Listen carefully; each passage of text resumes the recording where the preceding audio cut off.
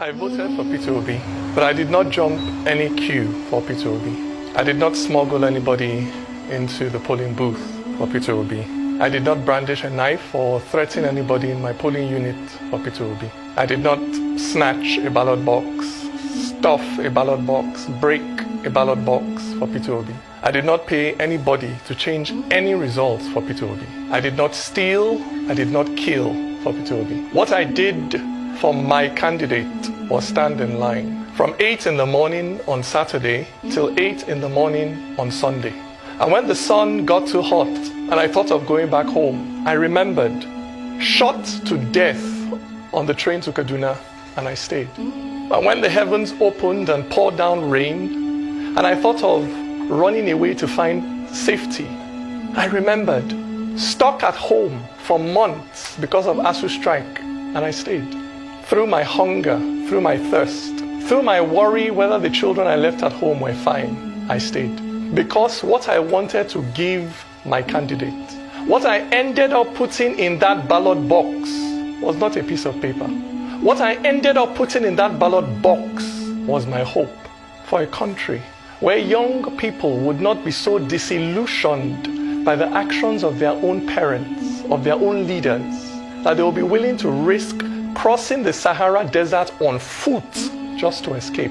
That was what I put in that ballot box. That was what my presiding officer refused to upload for 3 days. The future of that young boy who stood with me, who stood with us as we counted those votes through the night. He was a first-time voter, pregnant with hope.